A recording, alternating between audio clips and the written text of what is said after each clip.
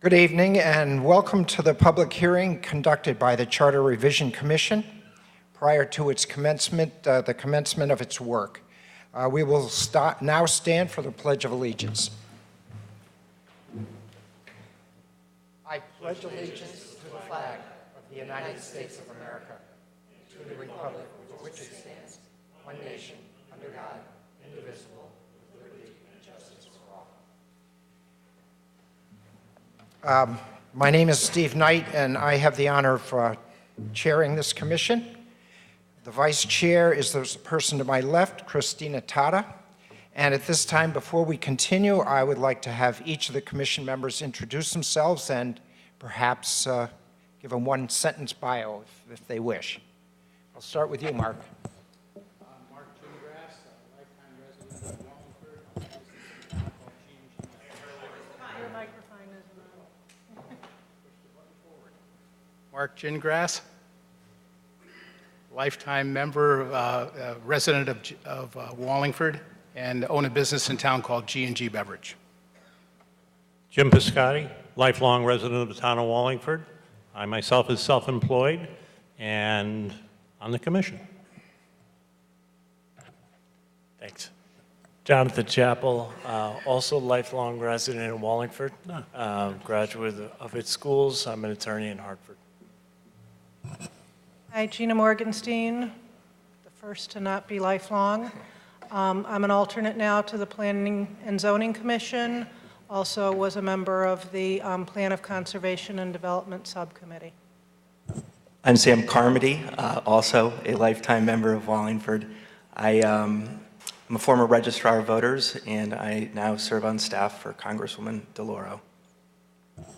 Christina Tata. I live on North Farms Road and also an alternate on the Zoning Board of Appeals.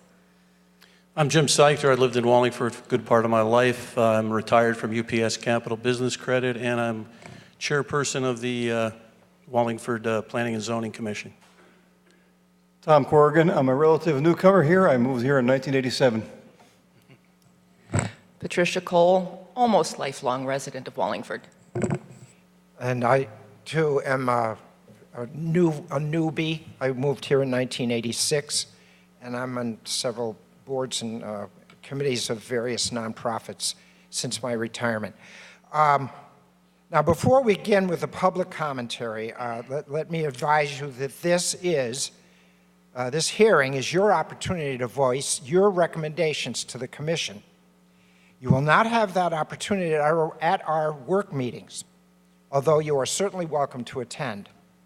Having said that, we would also welcome your written correspondence regarding our work as it unfolds.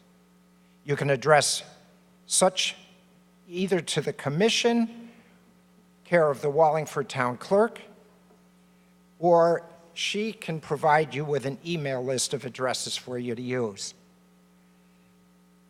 As for tonight's meeting, I will call on individuals in the order in which Christina or I see you, other than a couple of special requests that were made to me earlier. When you reach the mic, please give your name and home address. The format for this hearing is simple. We are here to hear from the public, not the commission members, as we have not even begun our work. If individual commission members have questions, they will contact you. Out of respect for every member of the public in this room, I would ask that you limit your remarks to one specific topic at a time. You will have, I suspect some of you may have multiple remarks on multiple topics, and you will have ample time to voice those opinions or on any topic relating to the town charter. That's why we are here. Our charge deals only with revisions to the town charter, so please limit your comments to just the town charter. This is not a town council public question and answer period. And your comments, I can promise you, will have far more impact on this commission if you will be kind enough to deal with just those matters within our narrow purview. So we will start by going to item 1 on our agenda. Christina?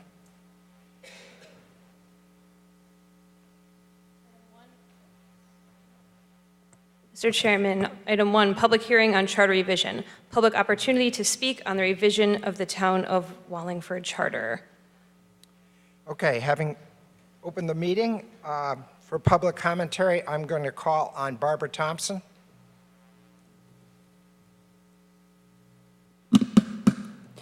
Barbara Thompson, 8 Autumn Leaves Road, and I am the current Wallingford Town Clerk. Thank you, Steve. I asked Steve if he would call on me first. I have another meeting I do need to go to, so I'm not able to spend the evening with you guys. Just going to give you a very brief, quick background on myself prior to becoming the town clerk.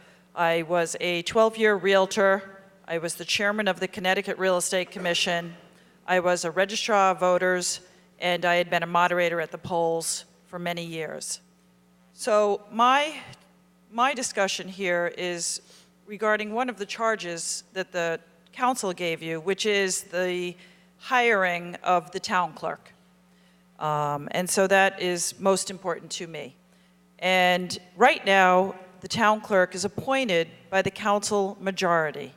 I have been the town clerk since 2006 with, I'm in my 5th non-consecutive term as the town clerk, starting in 2006. So I had a term that I was not here. So I do not agree with the appointment of the town clerk. After now 9 years in the clerk's office, I realize that I feel it should be hired like any other department head. The assessor, the town, the tax collector, the engineer, anyone else like that, and held to the same standards. Just to review some of the duties that the town clerk does, they're very varied. You deal with helping the public find their own land record or the map on their property. You take recordings from attorneys for property transfers that are going to happen in town. You record maps on subdivisions, single properties, and easements. You also help assist people find maps. You deal with every single vital that happens in this town. So you are issuing death certificates, marriage licenses, marriage certificates, and birth certificates.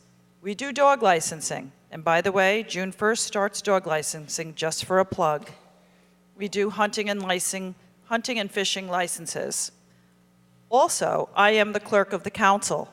I run the council office. I deal with all the agendas and the minutes and all ordinances.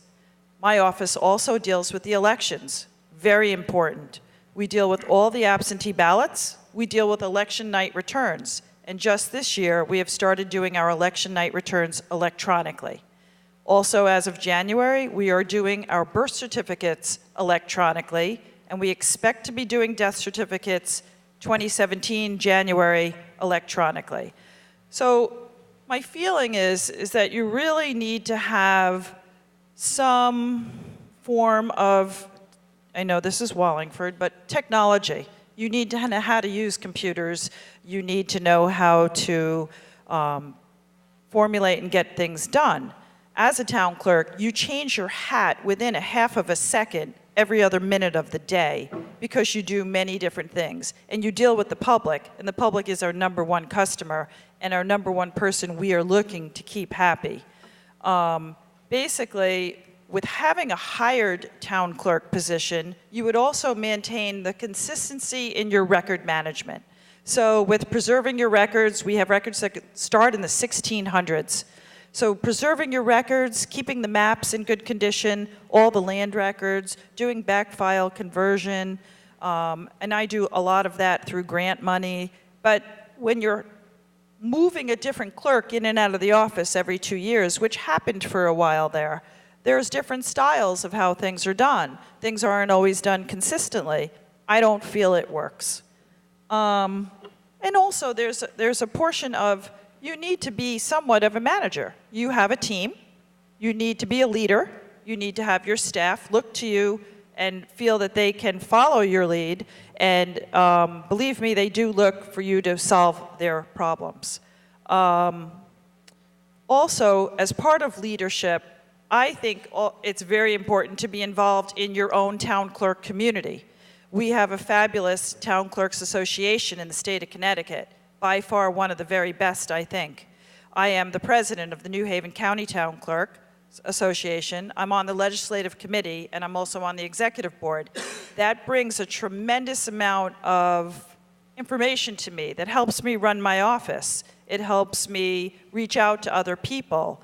And so if it was a hired, let's forget about me, because I'm not going to be here forever, but the town's going to go forward, and our records have to be maintained in a correct fashion. So 30 years from now, it just would be consistently better if it was a hired person who was maintaining all these high qualities and standards and was able to be part of the association, get certified. You have to be a town clerk for 3 years in order to get your certification, which I am certified. I'm working towards my master's. It's just, the network is fabulous. We help each other. You learn so much. You're not sure what to do. You have a map that ripped. It's all just a good thing. And then also, the town clerk's office is basically, it's the first place every citizen in town comes when they move to town. They just don't know where to go, what to do, or who to ask. They come to a clerk's office. The town clerk needs, and their staff needs to know what every agency in the town, plus the state of Connecticut, what they do, how to reach them, and how to connect with them. So just by reviewing what we do in the office, it's a little more important than just being a political appointment. It really should be a hired professional job and treated like that. And that's all I really wanted to say. And I thank you very much for your time and service to the town, and I wish you well. Thank you.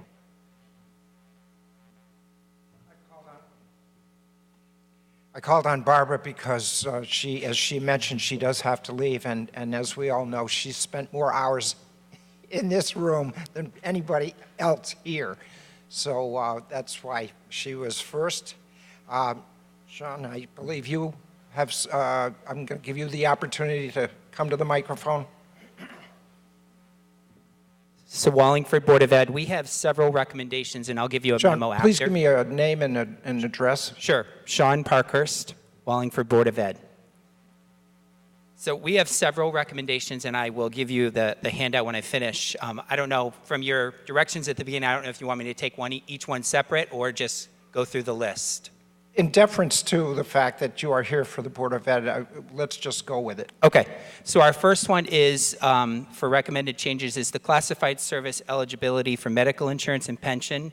If that could be revised from 20 hours to 30 hours based on the standards established in the Federal Affordable Care Act. The second one is to revise part-time basis for not more than 20 hours to not more than 30 hours. A third one is to revise persons employed on a temporary basis. Right now it is not exceeding 3 months. We would recommend that that be not exceeding 6 months. Revise the civil service hiring process to provide the school system with the ability to hire classified workers without using the process so that we're better able to match the skills and experience required for the varied positions in our school district. Increase the bid limit for products and services from $7,500 to $25,000 and $50,000, which constantly poses a challenge for us as a school district. I only have a few more. The next one is to provide the ability to dispose of surplus equipment in a timely manner based on the school district's needs. To provide the ability to recycle electronic waste equipment without going through the town surplus process. Allow us to use the consortium or state bid process when time constraints are of the essence for us. And the last one that we are recommending is to replace the defined pension plan with a defined contribution plan for new hires. So that's our list. Again, I will bring these up if you don't mind, so you'll have a copy. Please do. Are you all set then, Sean? Okay, thank you very much. We're opening it up to anybody else that has comments to make regarding the town charter? Mr. Zandri.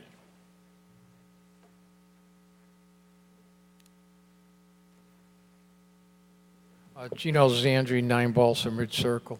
I have 3 items. I'll just do my first one now, and then you can call me later. The first recommendation that I have is I'd like to see term limits for all elected officials. And I think it should go in a 10-year stretch where you serve for 10 consecutive years, and then you'd have to get off. What my recommendation is, it's not that you can't ever run again. You could run after you give up that 1 term.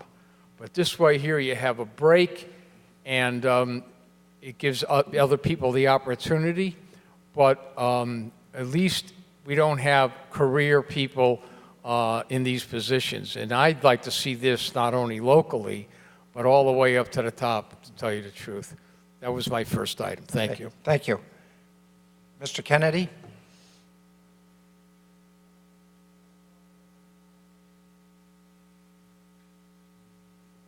Don Kennedy, Bull Avenue.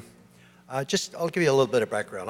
I'm not from Wallingford. I moved here 5 years ago, so I'm one of these really young people for this town. I've lived in 10 different cities and towns in 2 countries, in 3 states, 2 provinces. So I've had a lot of exposure to different town governments and different organizations. And tonight I have, like Mr. Zandri, I've got multiple points, but I will agree on the term limits. One of the things that I believe we need here is term limits on the council and on the mayor. And my idea was 12 years, 10 years, 12 years, it's all pretty close. The whole point with the term limits is that you have to change the council, change the mayor, to bring in new ideas to keep the town progressive and to keep the town going. And by only having certain members of the council and the mayor sit there for 20, 30 years is a good thing from many regards, but is a bad thing from others because it prevents that new thinking from coming in. And I think, and I also agree with Mr. Zandri on the fact that if you skip a term and you want to re-present yourself, that you could. But I firmly would encourage you to talk about that and to consider that as one of the items. Thank you.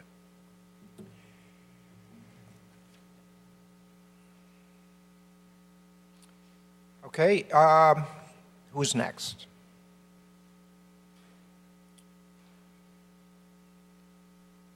I'm looking, Mr. Zandri, since nobody else has raised their hand, please come back.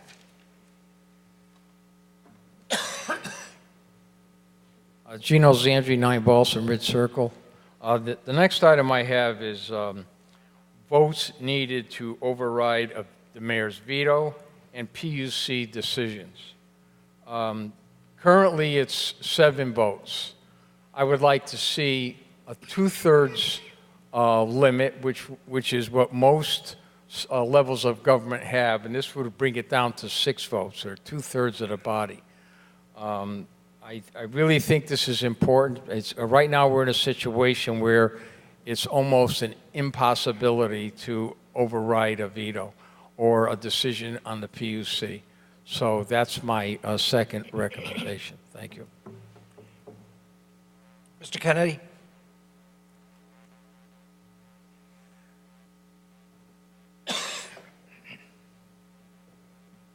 Don Kennedy, Bull Avenue. The second item that I want to talk about is the town manager.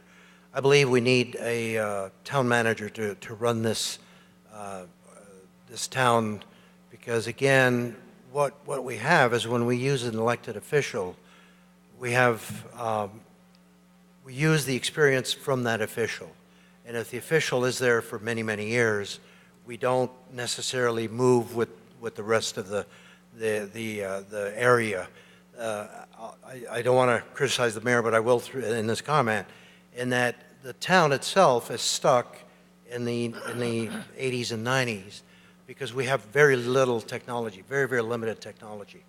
And today, in order to manage the records, in order to do the billing, in order to do all of these things, we need to get into technology because it'll save money and it'll actually be a benefit to to increase services. A town manager, if you hire the right individual, and if the town manager responds or reports to a combination of the mayor and the council, I don't think, again, we want a town manager to be reporting to just one individual. And I hate the idea of running by commission or running by committee, because usually that creates all kinds of discussions and arguments and all that. So again, I recommend that you think of the position of a town manager to actually come in to work, and that would mean restructuring the whole form of government, and that's a big one, which I know that people are afraid to get into. But it would be such a positive aspect to bring in, because it would really help take this town into the 21st century. Thank you.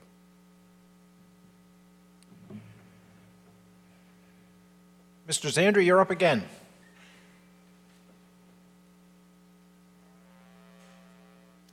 Gino Zandri, 9 Balsam Ridge Circle. It's my understanding that the Charter Revision Commission is going to be considering to increase the PUC membership from 3 to 5. Currently, there's 3 members and they're appointed by the mayor. My recommendation is that if we're going to go to 5, I would like to see that the other 2 be appointed by the council with recommendations coming from each political party, one from the Democratic Party and one from the Republican Party, and then they would be approved by the council. And the reason I say this is I think it's important that the town committees appoint somebody that will truly represent the residents of this town. Right now, the PUC commissioners don't represent the residents at all down there. They're following exactly what the mayor wants them to do down there. So that's where I think the other 2 should be appointed by. I also would like to see 2 alternates put on the PUC commission. And the reason for that is I know this all came from the issue of members being ill and not being able to attend the meetings, therefore leaving the shortfall.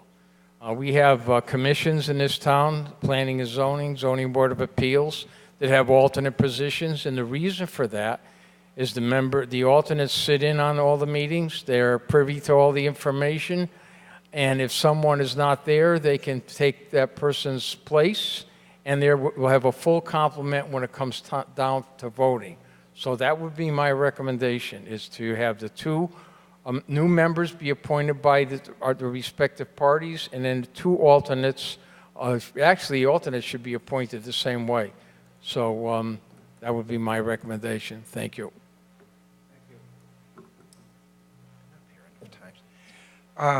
Okay, I'm looking, Mr. Kennedy, you seem to be ready to go.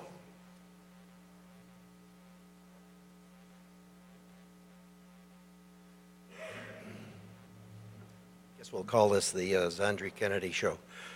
It's Don Kennedy, Tupelo Avenue.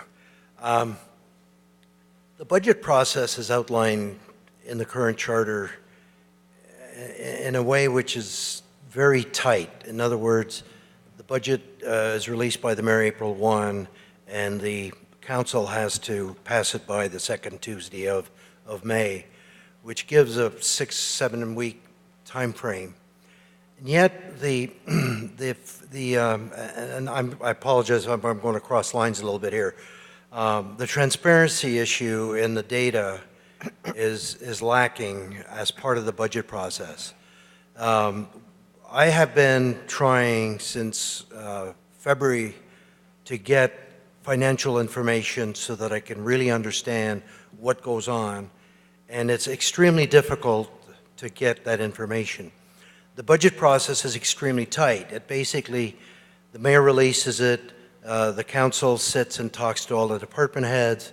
There is a public period which lasts one evening, and it is being scheduled before the rest of the meeting, so it's hard to know what the questions are from the council, and then there's no follow-up afterwards.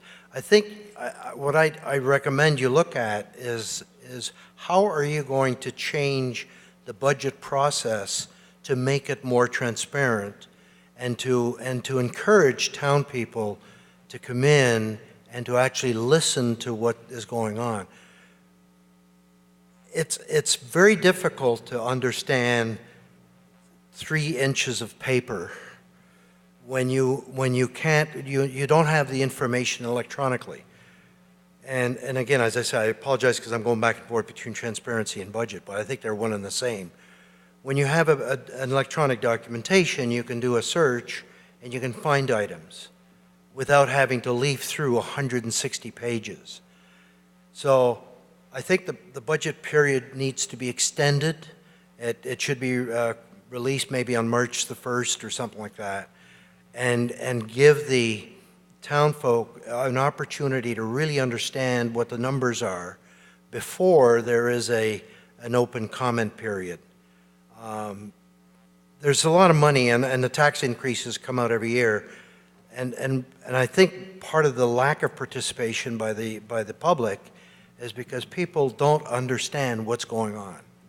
And the reason people don't understand is because it's very compact, it's all put into that 6-week period, and it's not transparent as far as I'm concerned. Thank you.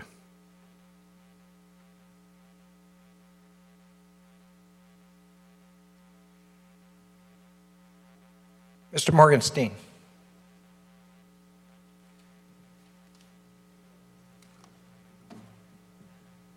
Good evening, Larry Morgenstein, South Main Street. Earlier we were talking about term limits. And what I'd like to do is take that a step farther, is that we have boards and commissions, and in a lot of ways those have functioned real well, but we're a town of 47,000 people. And really, when you start looking at the boards and commissions, a lot of people, talented, care about this community, but they serve on the same committees for decades, or they overlap on other commissions too. So in a town of 47, you might have 60-odd people that kind of run Wallingford year after year after year. So what I'd like to propose is that we've got a pool of talent out there, people that with entree into that system could get appointed to boards and commissions, get new ideas, new blood in there.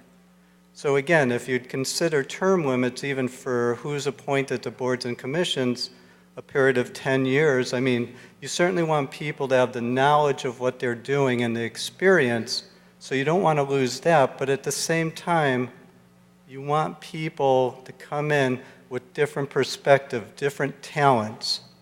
So I would hope that that would be something that this Charter Revision Committee could put out there for the voters to decide that we really do. We have a lot of talented people in this town, and that doesn't keep other people from serving in different capacities, but what it does is it makes for movement, and it allows for different people and different perspectives. Thank you. Okay, who's next? Mr. Borney, welcome.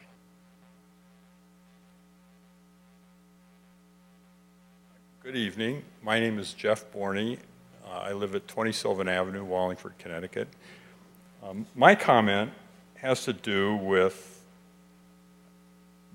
the town charter as draft revisions are shown online in red.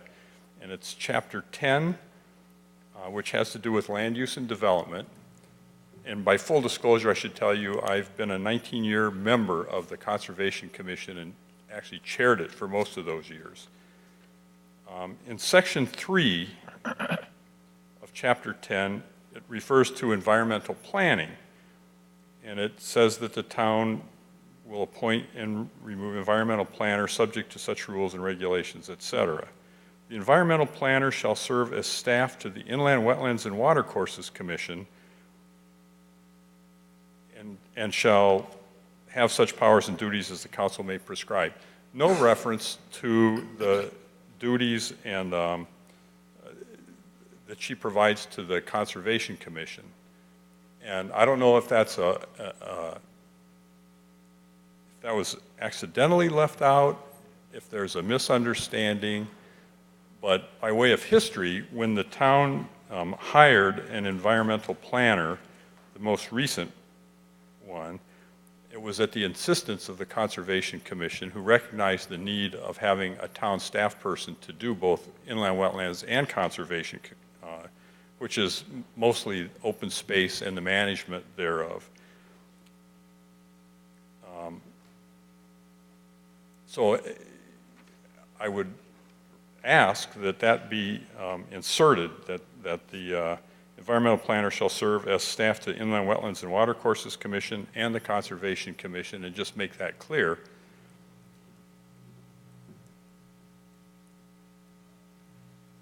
And that's my ask.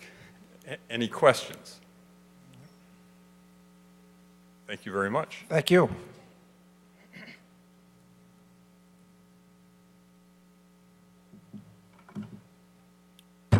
Who's next?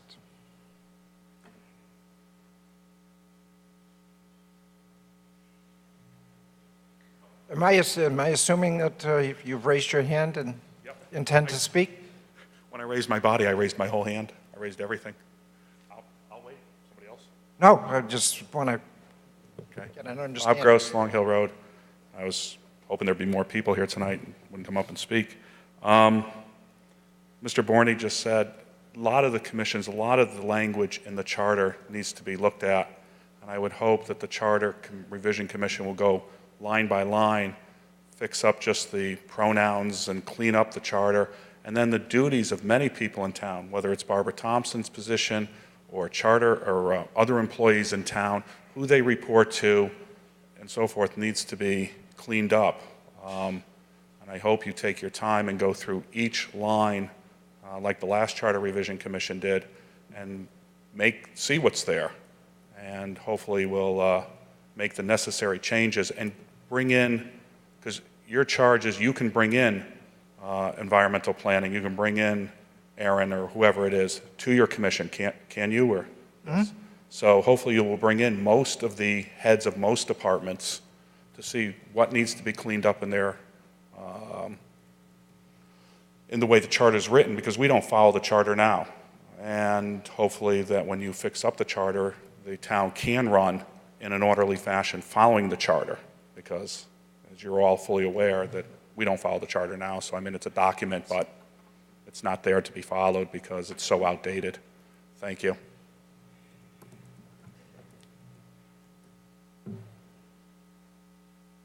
Okay, is there, as Mr. Kennedy referred to it, the Kennedy and Zandri show, is there, Mr. Gross, is there anybody else before Mr. Kennedy resumes his position at the microphone? If not, Mr. Kennedy?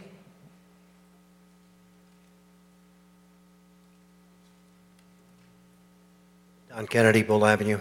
One last point on the budget, and I don't know if this is applicable to go into the charter or not, but one of the things that I would like you to consider is to, if there is a surplus, if there are surplus funds, that they automatically be applied to the next year's budget, that they're not spent the way they're currently spent or appropriated.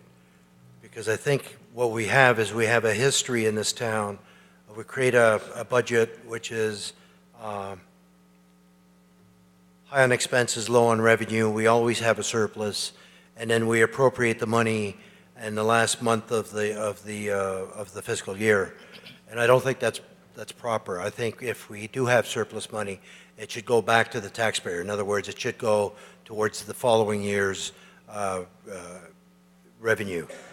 And I think that's something that I don't know how that would fit in the charter, but I think that's something you really need to talk about. Thank you.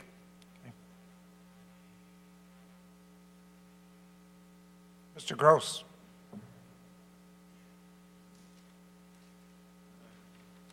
Bob Gross, Long Hill Road. Next item, referendums. Hopefully the number, I mean, they come up so infrequently, and hopefully they won't come up for many more years, but you never know. And hopefully as we don't have a number, many people don't come out even vote in our elections, let alone a referendum. And so hopefully you would lower the number from 20 to say 15. And also in there, make it so there is a charge in there that the council has to have a minimum number of polling places open, because the way it's written now, depending on who the council is, they can have literally say one polling place. And they can say it's only open for 6 or 8 hours. I don't know what the number of time is. But you've had some elections where there's been over 7,000 people out for a referendum. And if you had one polling place, you wouldn't be able to take that number of people into a polling place that, in an 8-hour, 6-hour span. It's just impossible to do to get them through the thing. So hopefully you'll take a look at that, lower that number, and make sure that there's enough polling places. So in a democracy, it should be ease of voting. And that should be it. Thank you.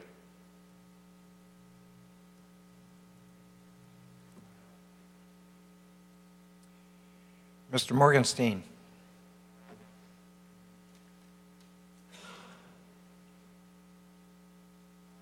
Larry Morgenstein, South Main Street again. One of the charges that was sent to you from the town council regards changing it from every 2 years to 4 years for elections for the BOE, town council, and the mayor.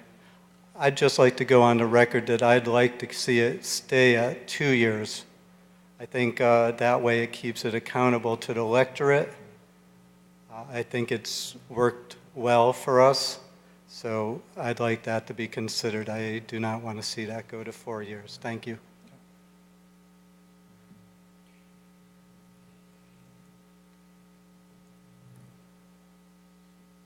Okay, Mr. Gross, come on back up.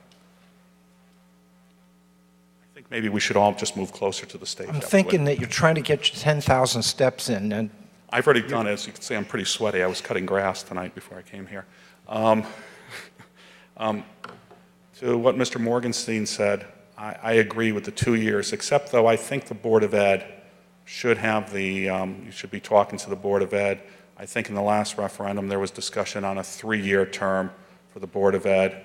That would, because by the time they get running, it's such an intense job that they have there. It's so many meetings and so forth that nobody's on the Board of Ed here, but I think that at minimum of 3 years for the Board of Ed would give them some more time, and for them to run for election every 2 years would be it'd be more beneficial for them, and I think you get more people to run. And just to Mr. Kennedy's point on the surplus, I think that if you do take that up, whatever, but if you did take that up, the surplus, that you should put a percentage on it. That maybe 10 goes into the rainy day fund, but at least the majority of that money should be put aside to set off the balance for the next year. It goes in as revenue, so it's not squirreled away. So I would hope that doesn't have to be 100%, but if it's 70, 80%, then you can put some of that money away. Thank you.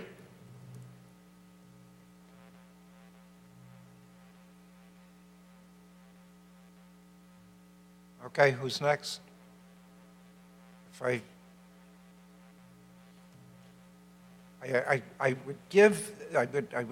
been given to understand that apparently you are next, Mr. Gross. Your cohorts have I will yield yielded to anybody. their time to you? I will yield to anybody. I'm tired. But I know, do you have a timeline? I mean, can I ask one question? Do you have a timeline? Do you know when this is going to be completed? We haven't set a schedule on that yet. We've only met really to discuss the leadership and schedule a few meetings, and that kind of I think that will probably occupy a good deal of the first official meeting, if you will, of this commission. And from what you said in the beginning, then the public, this is the public's only opportunity to speak. And as I also said, it's the only opportunity you're going to have to voice literally have an audio, video, voice.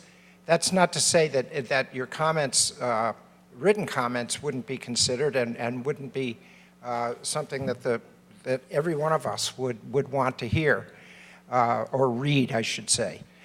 But in the interests of moving these meetings along and, to your point, getting through the work at hand, we feel that these meetings should be among the 11 commissioners. Agreed. I would just hope that maybe halfway through, or when you think you're half to two-thirds of the way through, that you would have one more open meeting, whether it's on TV, it doesn't have to be, but as long as you had a meeting where the public would be able to come and put in their 2 cents and have some type of dialogue, by then the Record Journal or the Register will maybe generate some interest for the public. I mean, you have a tough night here. It's a holiday weekend coming up. It's summer. It's a beautiful day. So, I mean, this is very sparse here tonight. Mm-hmm. You're probably even surprised at the low numbers, and I don't think it was this low for the last one. And you're not disagreeing with that. No, and no. But I certainly think we would all take that into consideration. That is an opportunity. That is an option for us. And let's see how our work unfolds, and I take your suggestion seriously. Thank you. Might as well sit down and then get up. We're just going to keep you going. We're going to just keep you going, Bob. Yeah. Gentlemen and ladies, do you have any other comments before Mr. Gross resumes his... Chris? Chris DeGenova, 25 Birch Drive. I don't have a specific suggestion. I just wanted to get up and give a voice to those of us that are fairly pleased with the way the town's government is formulated right now. I didn't like the direction the last Charter Revision Commission went, and I just ask you to review that, learn from that, and avoid what I consider their mistakes. I think it's fairly obvious what most people didn't like about where they went last time. Thank you. Thanks, Mr. DeGenova. All right. Are there any comments? Okay.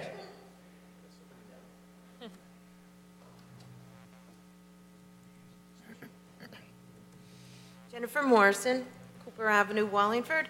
I was just wondering, can we have another meeting for the town, people to come together, another public meeting, please, since we have low attendance tonight? Do you think maybe in the fall? Well, that's what Mr. Gross asked for, and we will note your request as well. And as I said before, as our work progresses, and we'll just see where we stand, maybe in the fall, as you suggest, and take it from there. Okay. Thank you. You're welcome.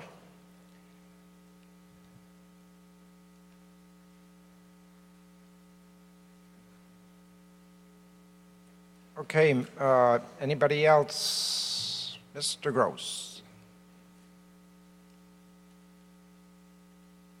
Bob Gross, Long Hill Road. This is generated from the comment, not from the lady, but from Mr. Genova, I think is pronounced. I would hope that you're open to put as many items on the ballot as the public really would like to see. And let the public vote up or down. You shouldn't be pigeonholed and decide, well, you know, I don't want to do that because, let's call a spade. It's because you don't want to take away any power from the mayor. And that's one of the issues that was in the 09 charter revision, was the ones that, even though there was, the town clerk should have been a civil service position, as Barbara had eloquently spoke tonight. That was one of the things in the 09 thing, but yet groups of people came out and said, you know, blasphemy, you can't touch the mayor. And I'm not saying this mayor, it's a person in the future. This is something the town, as Barbara Thompson was saying, there's records in this town from 1600s. Hopefully the town will be here another 300 and something years. What do you have, the 350th anniversary coming up? So another 350. So whether anybody thinks the mayor or you, nobody's going to be here in 350 years, but this document should be taken in a way that makes the town run better for the betterment of everybody in the community, not for one person. And I would just hope that the committee up here looks at everything for the betterment, not of one person, but of the whole community. And don't let it, come out that we're going to go against it because we're going after the mayor or going after this one or that one. I don't think it's nothing personal. It's the point of that there should be some checks and balances in the system, and that's what we need to see. Thank you.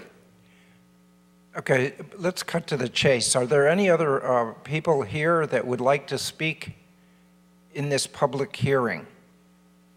If not, we'll get, are you finished, Mr. Gross? You have a whole book? Oh, great. Okay, why don't you start? Do you have an hour? Oh, yeah, you might as well get started. I'm making a joke.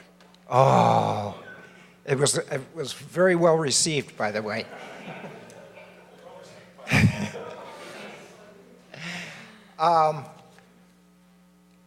If there are, I will ask for more comments, and I will ask a second time for more comments, and I will ask a third time for more comments. And hearing no requests, I'm going to close this public hearing with thanks to everybody that was willing to attend. Your comments and your recommendations will be given full consideration. I would like to make it known to you that we have scheduled several meetings. You might want to make a note of these. They'll all be in room 315. They will start at 6:30. The first one will be on June 16th, the second on the 23rd of June, then on July 7th and July 21st. So those are the 4 meetings that we have scheduled to date. We have not determined an agenda for any of these meetings. And do you have anything to add? If hearing nothing further, I would entertain a motion to adjourn. Mr. Gingras and Mr. Piscotti has second. All in favor? Aye. Aye. Any opposed? Hearing none, this public hearing is closed, and thank you again.